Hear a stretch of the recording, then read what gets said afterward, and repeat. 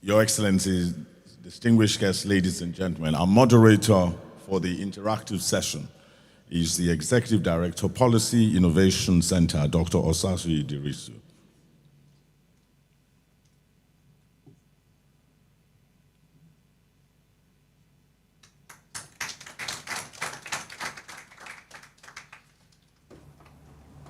Good morning. Good morning, everyone.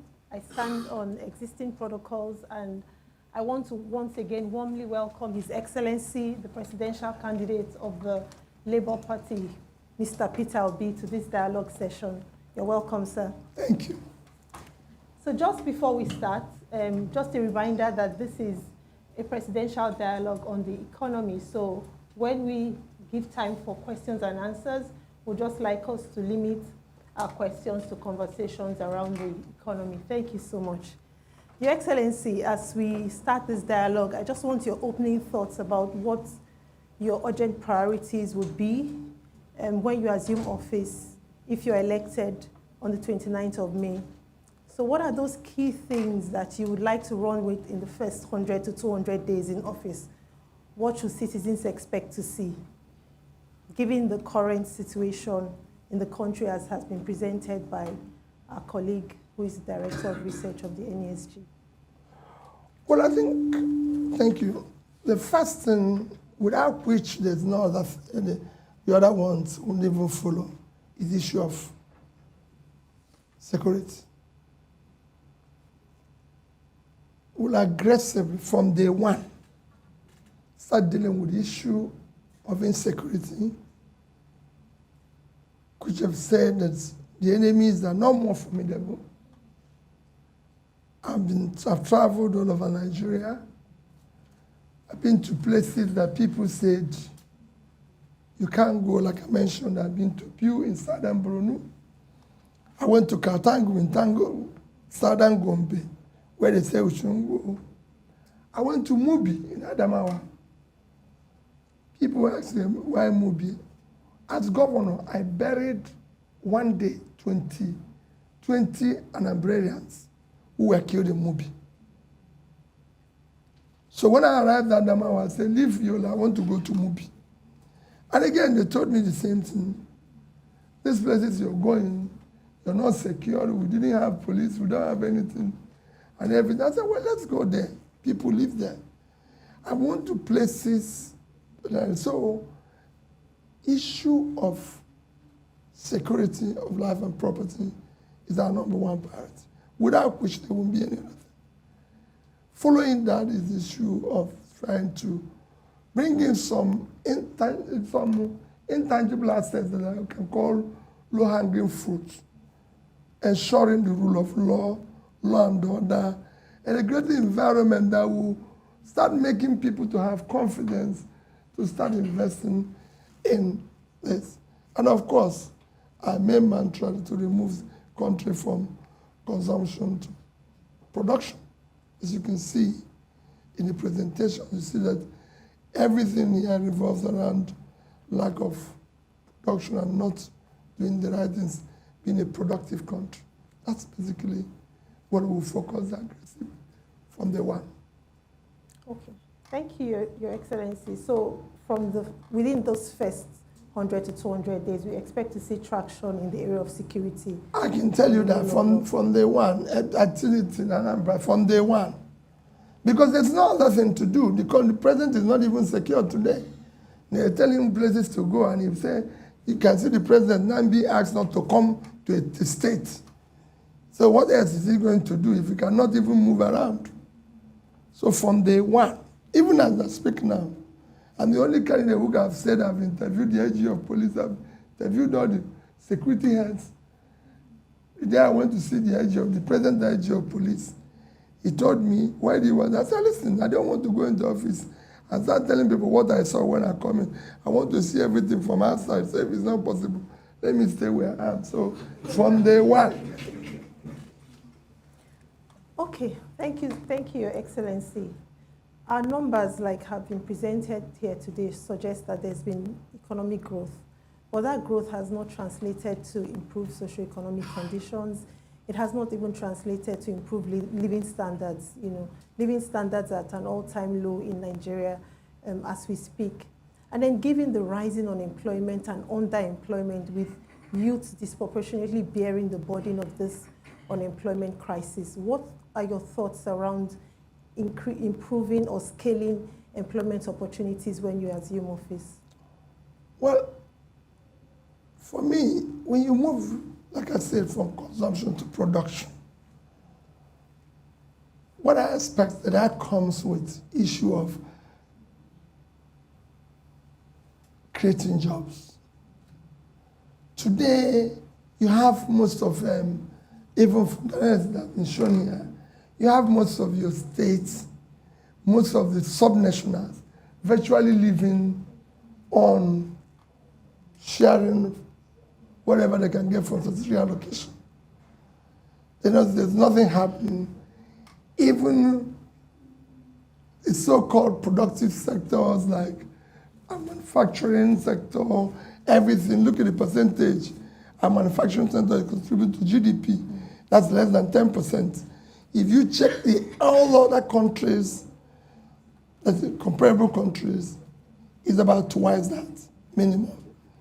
The agriculture, which is actually contributing more in terms of almost 26%, again, those who are involved in that sector will even tell you they're not doing anything where we should be, considering that near over 50% of our arable lands are cultivated. So there's a lot of improvement, and you see a lot of government measures that is being advertised in TV. They only end up in TV. Most of them are actually not scaled down to where they will be. You only hear those good figures on TV. So we're going to do it differently, where we're going to ensure that all those programs and everything are actually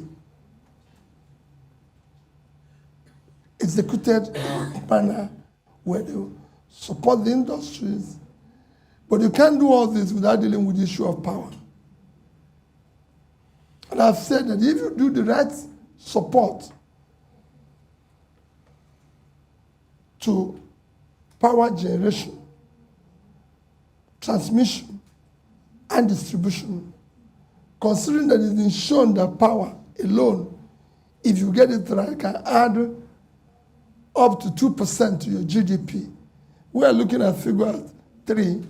So if we have a sector that can add another 2, I'll do everything possible. We'll do everything possible to ensure that that sector is up and running. And then consider that manufacturing is where you're going to create jobs.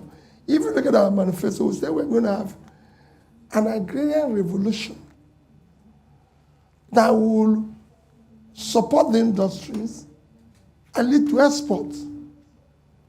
In doing all this, you'll be able to create jobs and be able to start pulling people out of poverty. Thank you. What specific sectors would you be focusing on? Because the scale of the problem is huge. So what sort of sectors will you be focusing on to? Agriculture.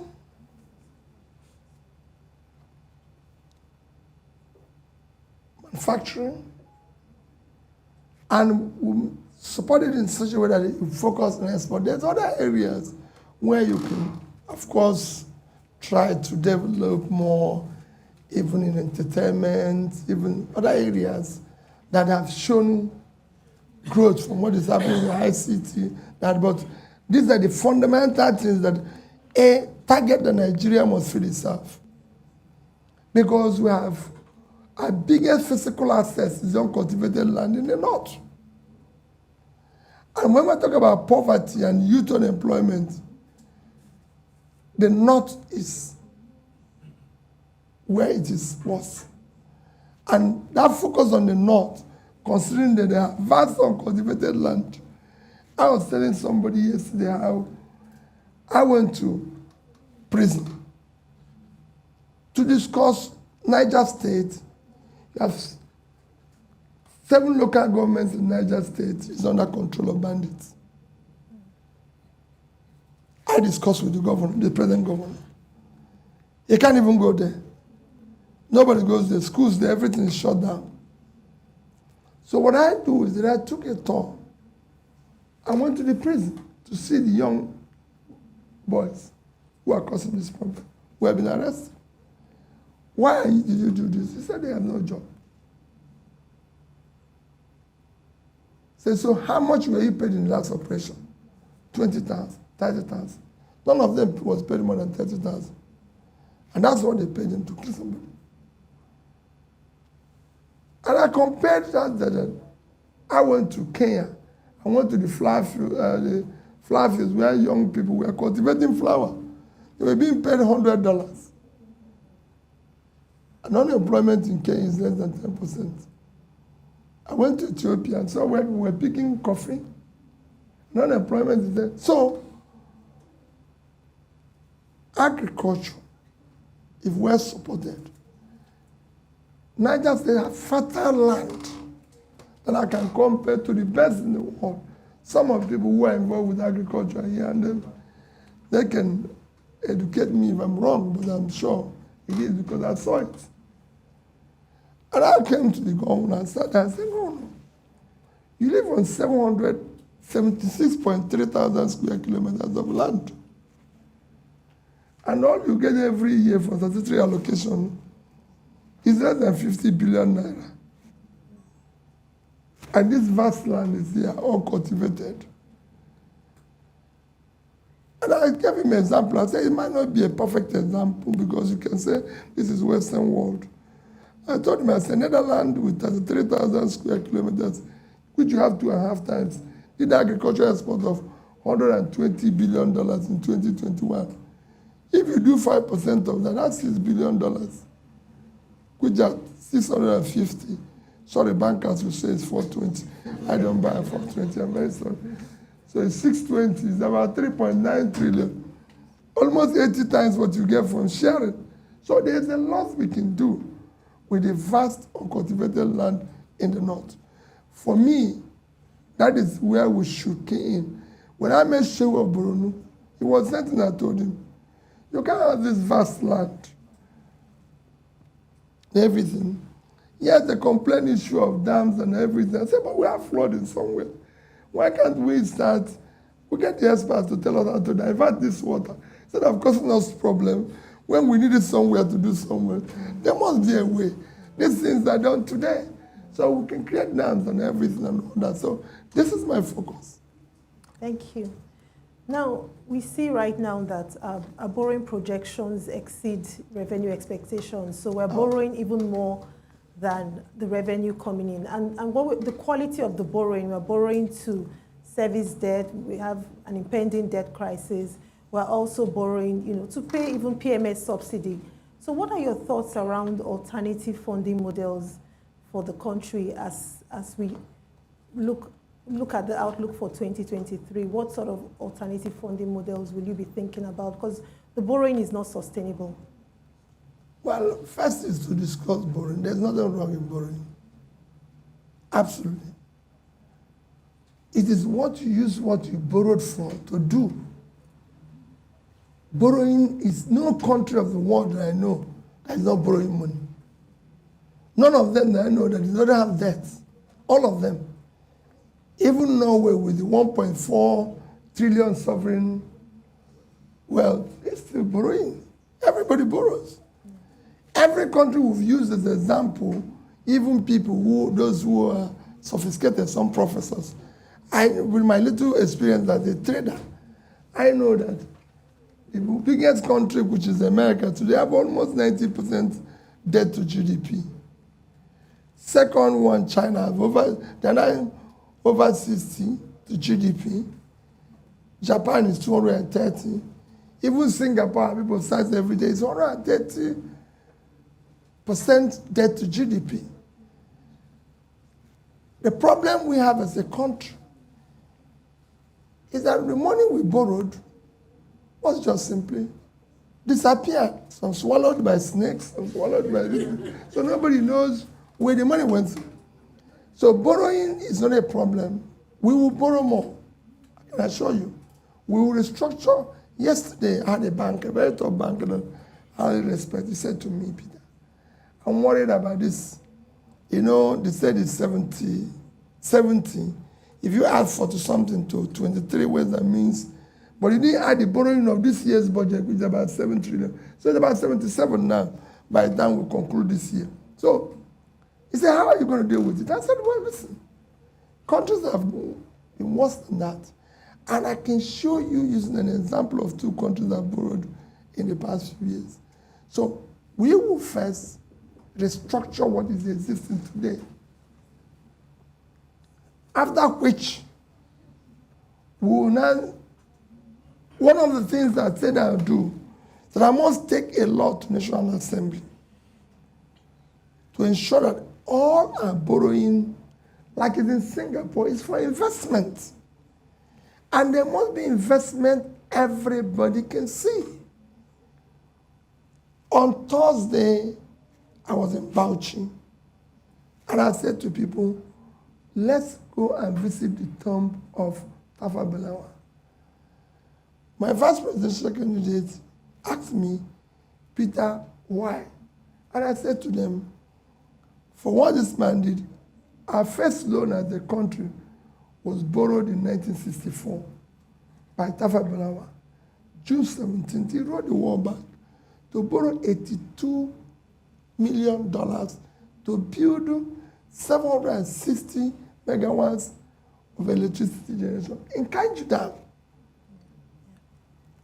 59 years after, Kaiju Dam is still standing, even contributing in its own small way. But today, our debt is 77 trillion. If you use their official rate, because they use the official rate to calculate, let me not use my rate now, it's $187 billion. $82 million in 64 is about 1.2, 1.4 now. So if I use 1,250,000,000, that money is about 150 Kainji dams. Where is it? That is the problem of our borrowing. Lagos Ibadan Express Road, the last time I checked, to complete it is just about 250 billion naira. East-West Road, which is where we get the oil from, everything, the most important road there in Niger Delta, was about 300 and something billion. Kaduna, Abuja, Kaduna, Kano. These 3 roads is just about 1 trillion. And they tell you that the money they borrowed is for capital projects. Which capital project is more important than this 3? At least we can see it. We can feel it. You say, oh, this is... We've borrowed almost over 50 trillion in the past 5 years. Wow. That was all probably 70% swallowed by snake. Mm-hmm. All right. So these are the things we need to start looking at. How do we say we're going to borrow? There's nothing wrong in borrowing. But it has to be for investment. For investment that is visible, transparent, verifiable by the citizens. All right, Your Excellency, let me throw and then because the other things you mentioned there is the issue of we're borrowing to pay subsidy. And you know that subsidy is organized crime. I've said it, day one, it must go. Because I've challenged it everywhere. I've said it time that number. We are 215 million thereabout. Pakistan is about the same population. They have more roads than Nigeria. I don't know whether they have more cars because I haven't checked. But their road network is more than Nigeria. And they consume less than 50% of what we consume daily. So we must find those who are drinking the fuel, the fuel, and give them water because it's better to drink water than to drink the thing. And then use the resource. So that will go from day one. All right, Your Excellency. And we support. So no more any form of subsidy. If we're going to do it, it's something that the people will see the convincing economic reason. Maybe in certain areas to spur growth, we can do that, but not in consumption. Thank you, Your Excellency. Let me throw it open for questions. Please, if you have a question. Yes, please.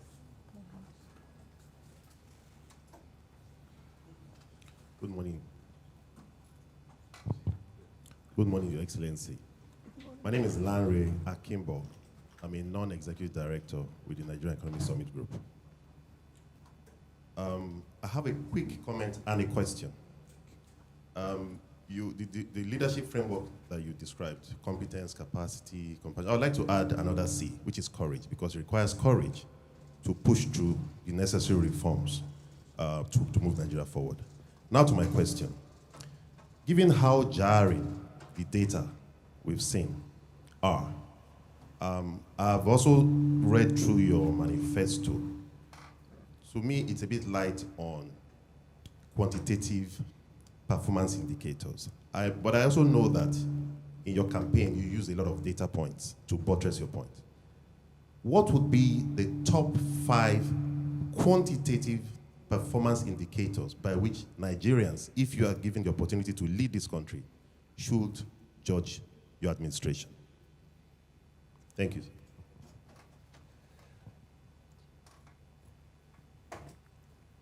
Thank you very much. I think I've answered maybe 3 of them, so I add more. Well, you know, Charlie, the reason why it is not fair, at least thank God they said it's the best manifesto among the others. So, but the reason why I didn't go into that, I was waiting to come here and learn more of what I'm going to add. Because if I put everything, I don't know what is going to happen. I'm serious. You must leave room because you don't know everything. I cannot go. I told you that. I just gave you an example yesterday. And it happened yesterday. And I called him. And he said, we can do it in 1 year. I said, no. Give me 3 years. Because, you know, I've served. There are things inside there that nobody's seen. Because people live off that confusion. This thing you see, people live off it. They're not going to go away easily.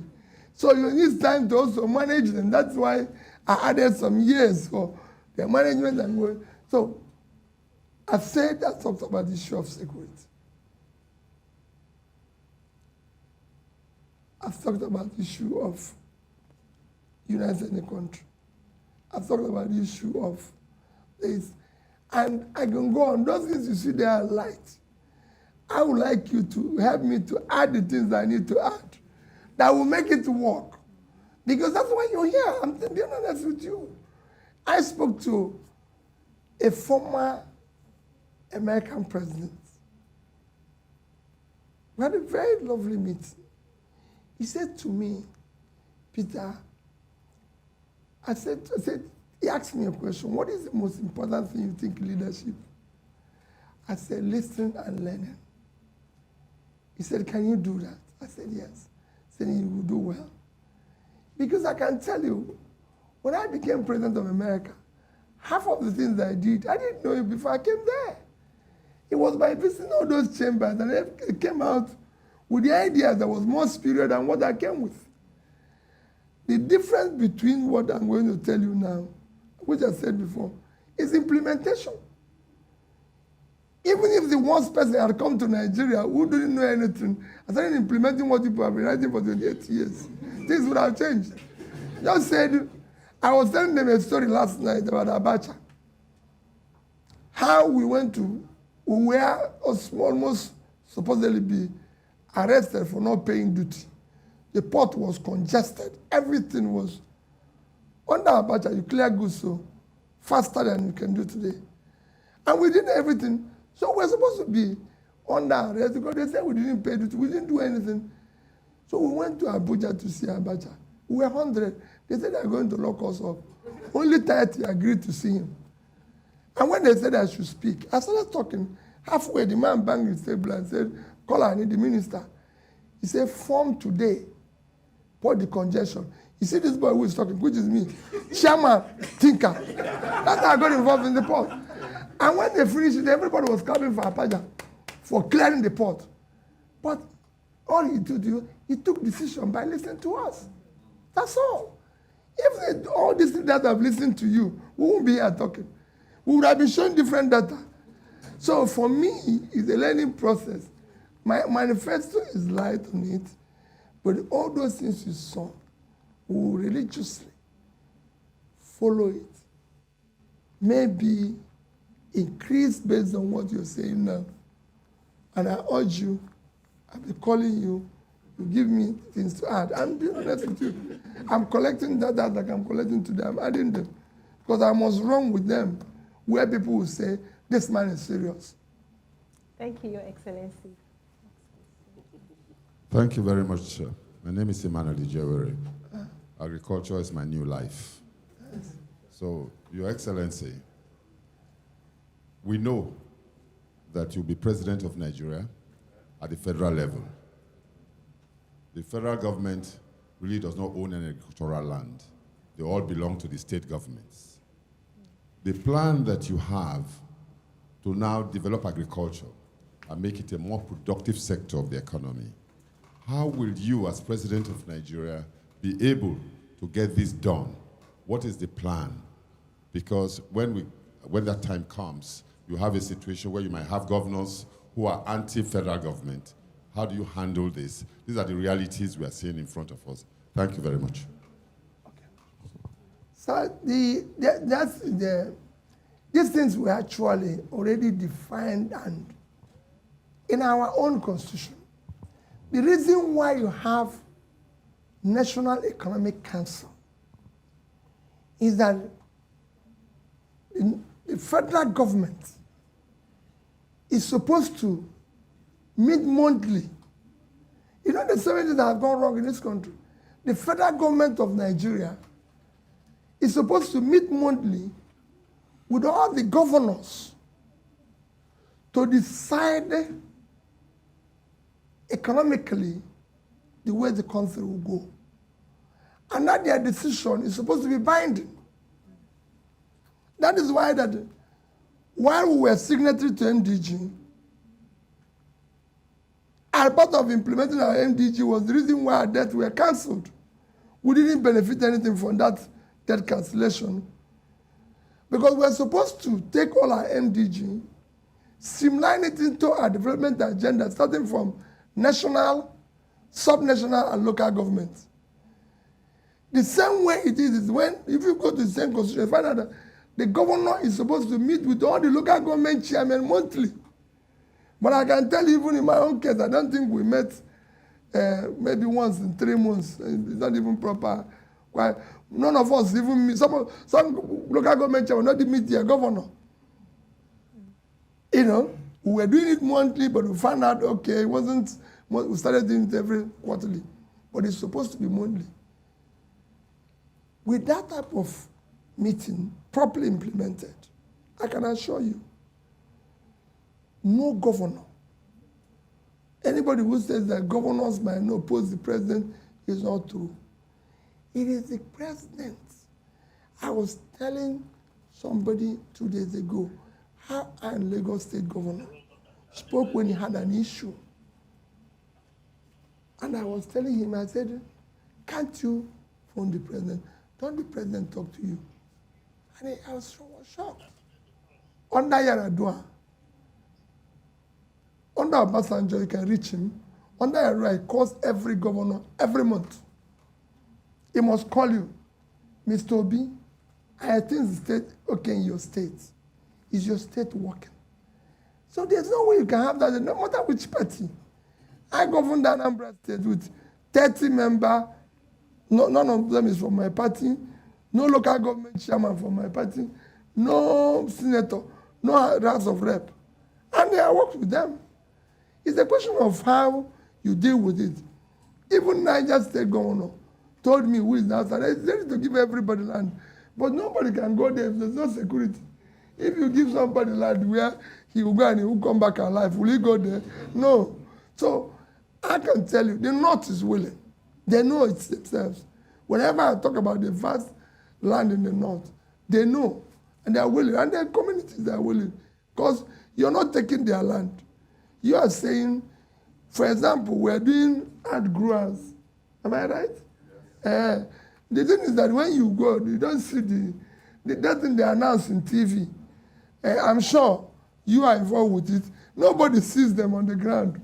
Everything they announce, SME support. I went to Aba, no SME got the loan. I went to Newi, so I went to Alaba. So I was wondering where the SMEs. I even went to Ghana, asked whether there's, but there's none. So the same thing is what they do, that growers, whatever they call them. But if you go where it's working, because all this is we learn it from somewhere before we bring it here. If you go where it's working, there's usually tied to a major facility, who is the miller, who now needs these people, who is actually the person they give the loan. But how can you go and give a senator money to go and give out grants and this disappears? So we're going to do it rightly. And it's not going to be done by government. We have a bank of industry. I've gone to other countries. These things are driven by the right process. All you do is to have a physical situation to support it, that the interest rate is low. But it must be done through a proper channel. What is the Bank of Industries celebrating? And so when people came to celebrate, they brought the rice paddy in Abuja, which has never been done in any country in the world. And the rice people were celebrating the CBN governor instead of the Minister of Agriculture or Bank of Agriculture MD. They said, what has CBN to do with rice? So these are things, we do things properly. We'll get it to work. Thank you. Good morning, Your Excellency. My name is Adenike Adeyemi, and I'm the lead facilitator for the NESG's MSME Community of Practice. A number of the initiatives you've talked about in terms of driving the economy growth lie in also the ability to enable micro, small, and medium enterprises to do that. We just finished a 3-day retreat at the NESG, and one of the things we talked about was the right regulatory and policy environment. And a major issue, which you've also indicated in your manifesto, is streamlining and harmonizing taxes. And part of that issue is not just at the federal level, as you know, but also at the state level. So to date, an MSME has at least 40 taxes, a lot of them levies, and in some states and local government up to about 77. This is nothing new. Past administrations have talked about streamlining and harmonizing taxes across board. What are you going to do differently? Thank you. Well, what I'm going to do differently is that I told you about the issue of streamlining development.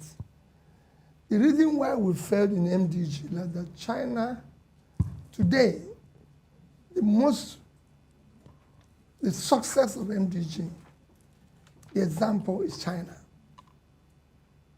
We were signatories in year 2000 with China. But in 15 years, China used the same thing to pull 409 million people out of poverty. But you saw our own, the poverty increased. The reason, and if you go and read the documents of the debt forgiveness and everything, it was actually meant for implementation of the MDG, because Obasanjo, who went around doing this, wherever he is asked, I've seen people in America tell me, when he came here, he said, we know what to do, but that we have a debt overhang. Even this debt can be forgiven. So that's what we preach. And because I was asking that question, because I wanted to know whether we can come again and say, forgive our debt. But from what they're answering me, I don't think, if I go with that, I don't think anybody will listen to me. We have to find another story to tell them. Maybe that people are dying now. So, if we have streamlined it where from a national, subnational, and this, which includes the same thing, knowing fully well that the engine of growth in any economy is micro, small, medium enterprise. We should have been able to know how to support them. Today, that sector, they're on their own. No? Nobody cares for them, not even in terms of funding. If you look at our bank credits today, I might be the top chairmen and everything. They lend less than 5% of our entire credit to this sector. I wouldn't be up to 5%. 1%, you see what I'm telling you. In China, it's a law, 25%. In Indonesia, it's a law. I can show you countries of studies. Here, nobody cares. In fact, they open the door and see them, they just chase them out. The banks, well, they don't have anything. They don't have their mother's house and brothers listen to bring for us. See?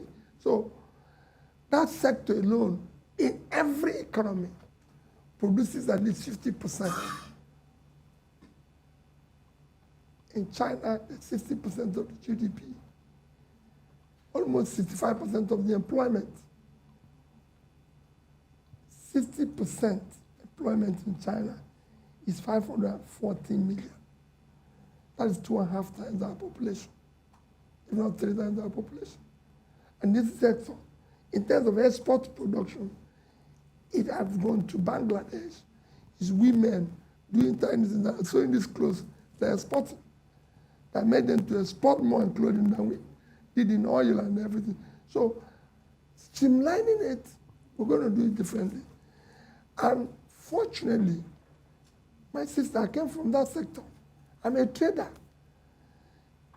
I was a member of this NESG, but not as a research fellow, just as a trader. So I'm a trader. I came from there. The only place that I live in my life, I say people, is Onitsha. And the only place I can live is Onitsha. Can't live any other place. That's the only place I live. Because why? It's the only place that I learn Nigeria. Anything I want to learn, I call people and say, that's why I said that all these things they do in TV don't work. Nobody in Onitsha receives any SME support. Transporters, they say they'll give it to transporters. After COVID, they have 10 billion for them. Not one transporter, not one. Put it on tape. Not one received 1 naira. They say have 20 billion for, see all these things, they say trillion. They wrote here, the man wrote here. Nobody receives it.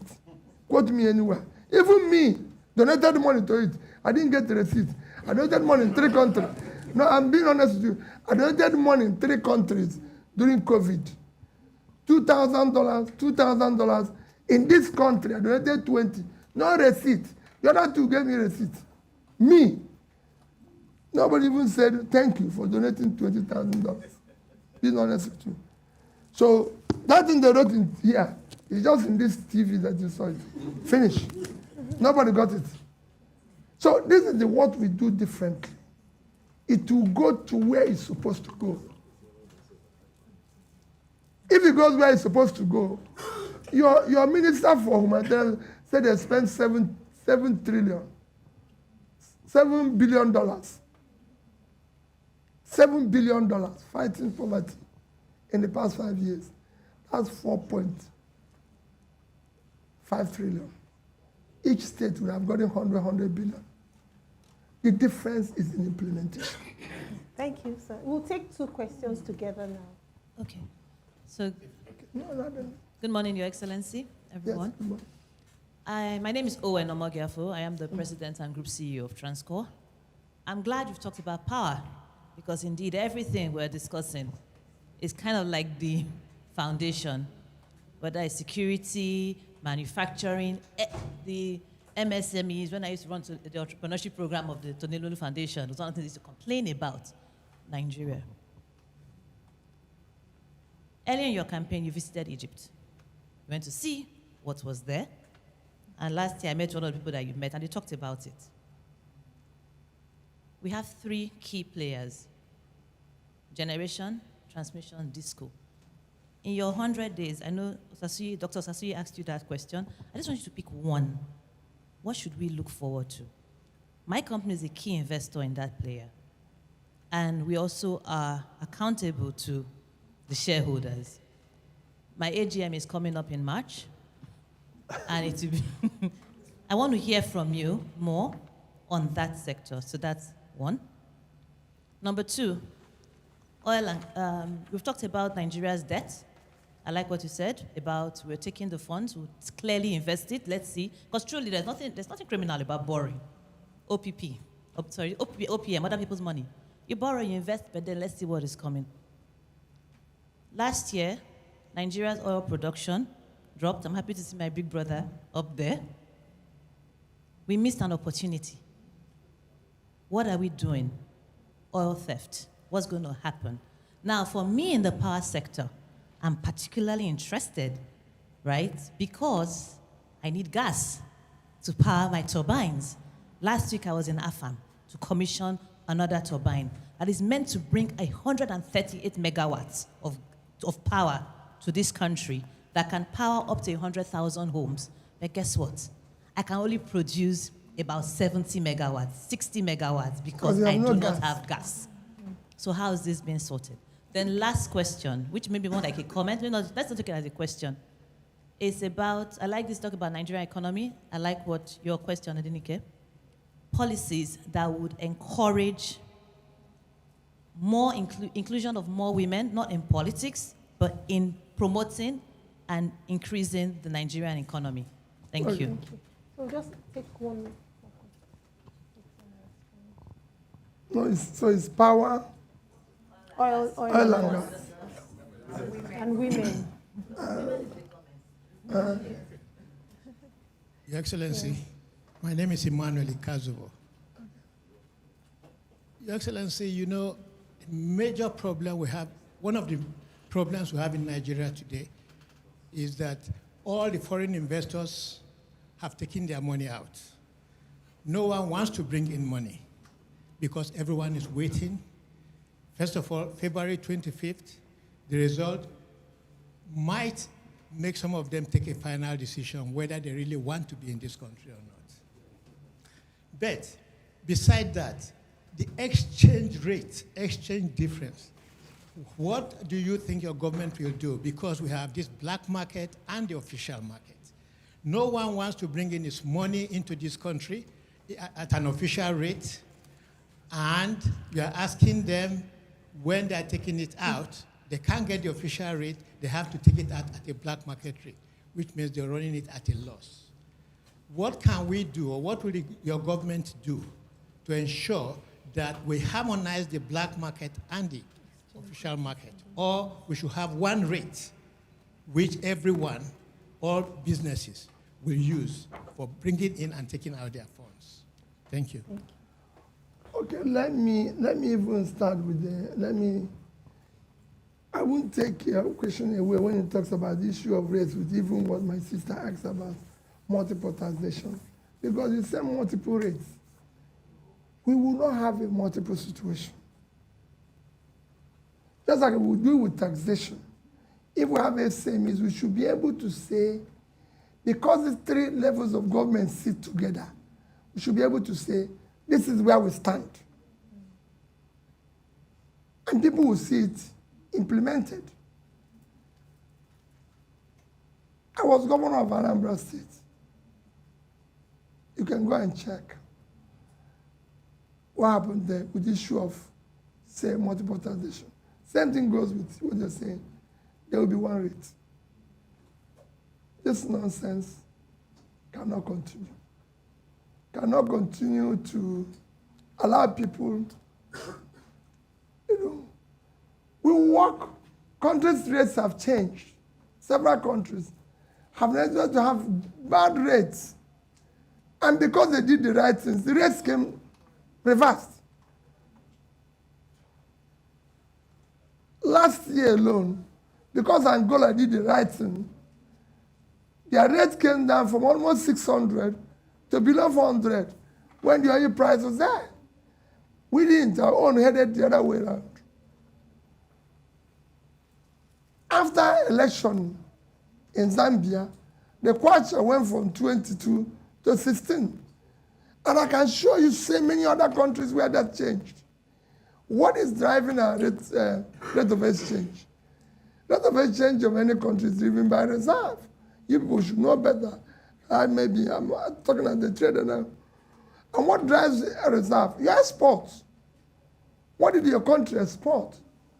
A country as big as Nigeria, 200 and something million people living on 923,000 square kilometers of land, because we're not producing anything.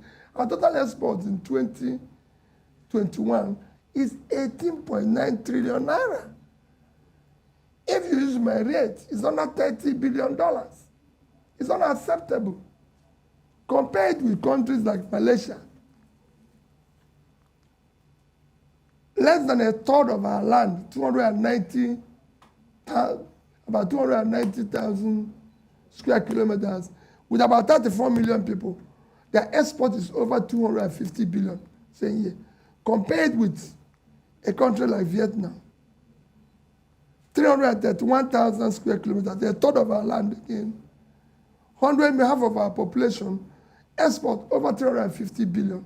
We couldn't do 10% of what Vietnam is doing. 95% of what they export is manufactured goods. Vietnam did more in footwear than we did in oil in 2021. Our oil is between 15 and 18 billion. They did about 18 billion footwear. What is the footwear? Our 50,000 shoemakers in Aba. And they're 30 minutes away from the ocean terminal to export their goods. So this is not anything. It's something we can do. There's so many things we can do to generate even foreign exchange. Look at us here now. Ethiopian Airlines, Ethiopia is at the edge. They are the transshipment for Africa. Even our people go there to transit. Nigeria is the center. Nigeria is middle of Africa, it's in the middle. We should be transmission hub for the whole Africa. But because we're not doing anything, our shipment and airport should have been the shipment for the whole of Africa, because we are the center. But we now go to Ethiopia to take flight to Dubai, go to Ethiopia to take flight to this. There's so many things this country have that if you explore properly, can change the country. What we need is implementation.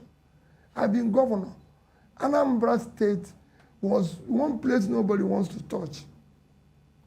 Schools were closed. Things were not working. We didn't do anything different. I tell people, they say, oh, people who are working. I said, it was the teachers who were teaching when we were number 26. They were teaching when we were number 1. We didn't change the teachers. All that they changed is that we brought in new leadership that wanted to do the right things, and we focused on doing the right things, and it changed. What you said about, my dear, about oil and gas issue is a very sad that Nigeria is sitting on gas. Gas alone today, if well managed, can give us more money, no, more than we get from oil. Thank you. So we're going to, I won't tell you what I'm going to do in 100 days. I've said it to people. I'm not talking about 100 days. I'm saying that we're going to change it. If South Africa can declare emergency in power, we will declare war. Because they are generating almost 50,000 already. And they're declaring emergency. And our one is 5,000.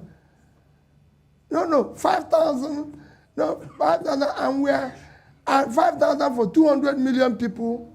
And somebody who is generating 50,000 for 60 declared emergency will declare war.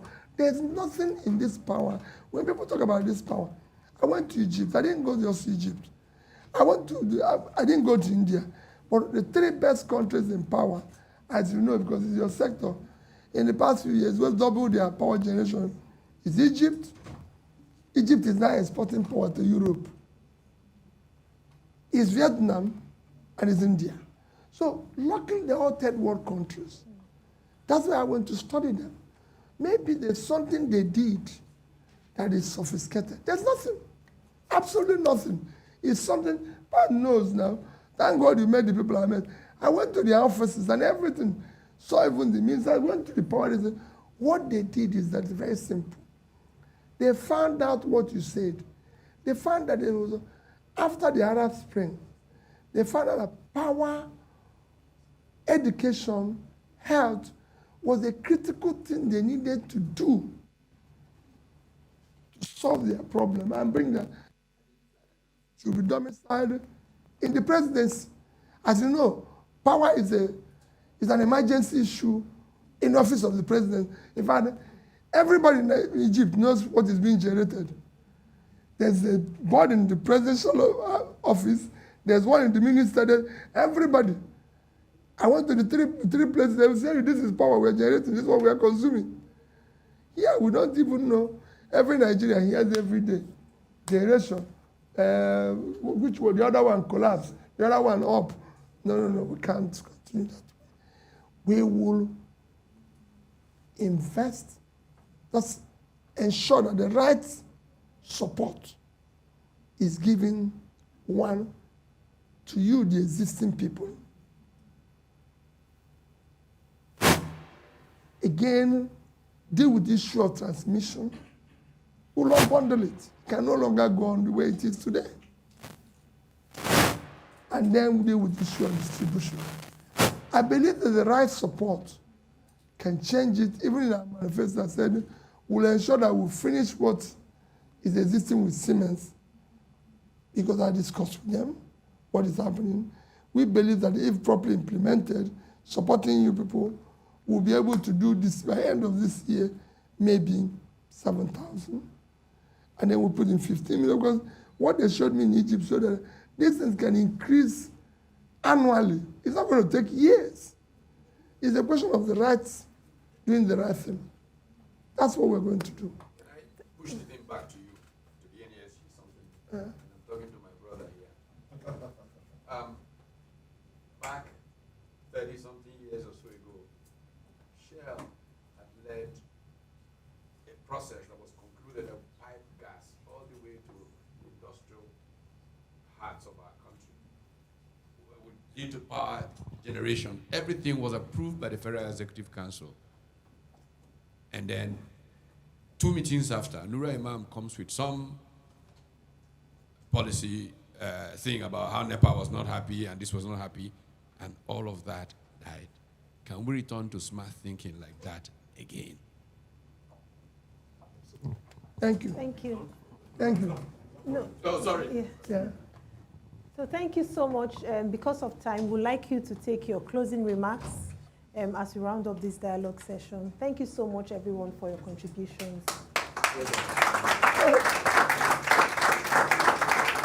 My closing remark remains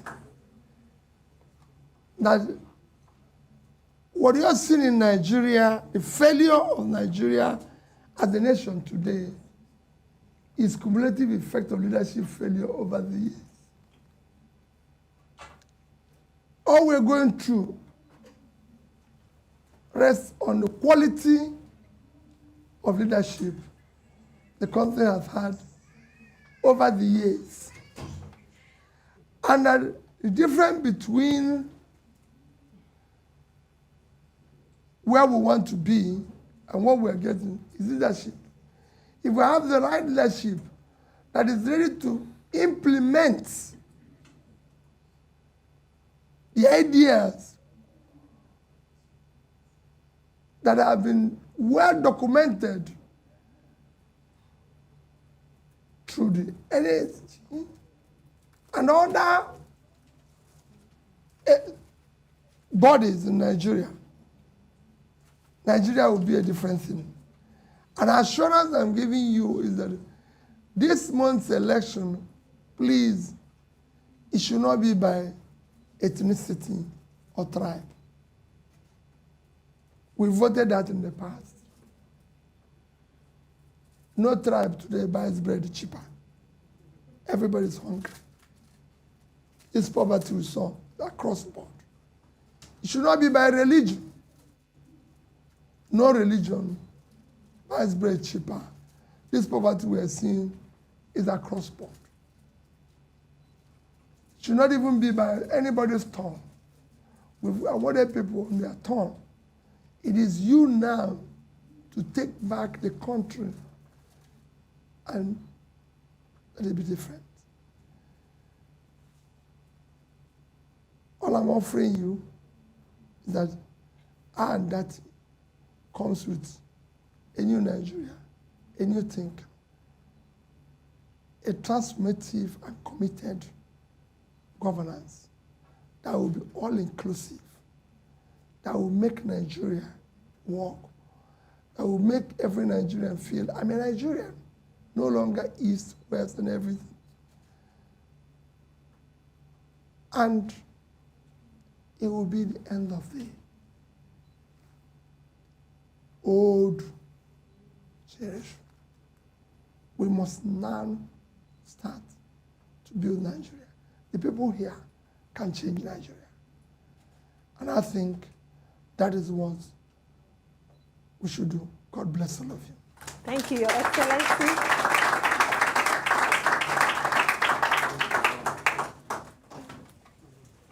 Would like both of them.